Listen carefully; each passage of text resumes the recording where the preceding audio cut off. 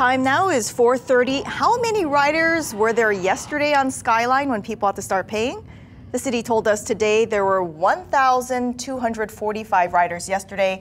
Now, if you do the math, you break it down over the 14 hours of operation, that's 88 passengers per hour. And joining us right now is the head of the Department of Transportation Services, Roger Morton. Thanks so much for being with us this afternoon. I know it's a busy time for you. Yeah, it's been pretty busy.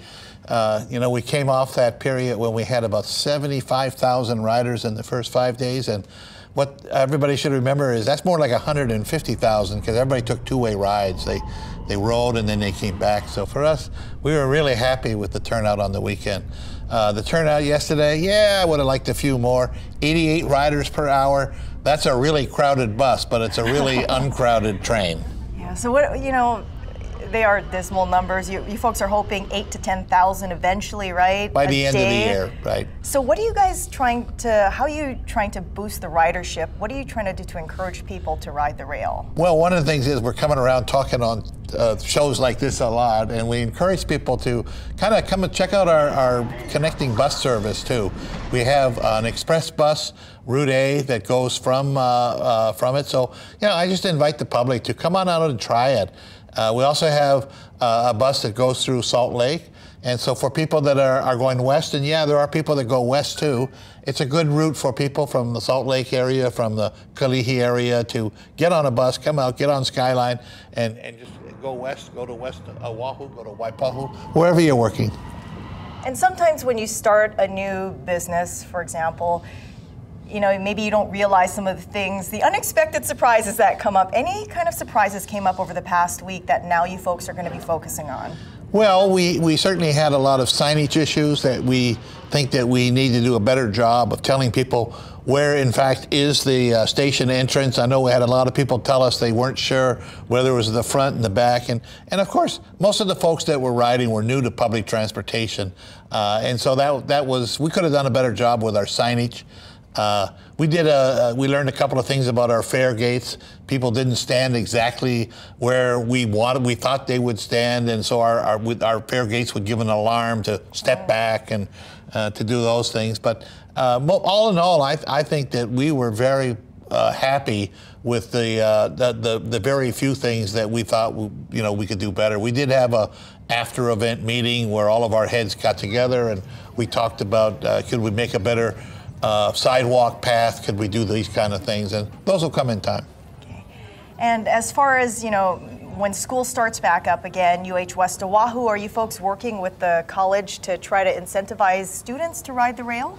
Well, it'll probably take about a year for us to deal with the UH because it is a student-driven thing. Now, but we are working with the Department of Education on a program whereby, with parental consent, the Department of Education is going to provide a free transit benefit for all high school students.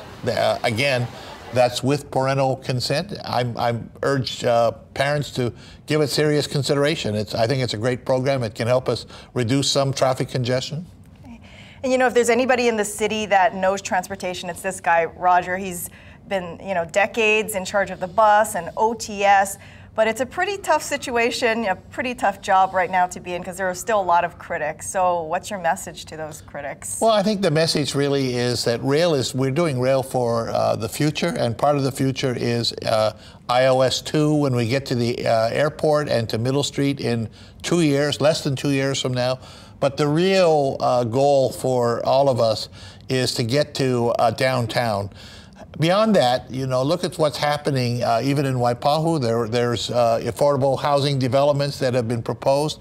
I think there was a story run yesterday on those. So I think that rail is really something that we're doing for our keiki and for our keiki's keiki. And speaking of keiki, as far as security, what kind of security do you have on board? Let's say parents want to send their kids on the rail by themselves. Is that okay? Are there special duty officers there? Well, there's lots of children that use the bus every day to get to school, and some of them are very, very, very young.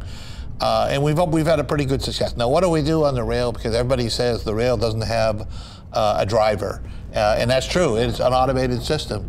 But what we do have is we have We have dedicated customer service people that actually circulate on the trains, on about half the trains.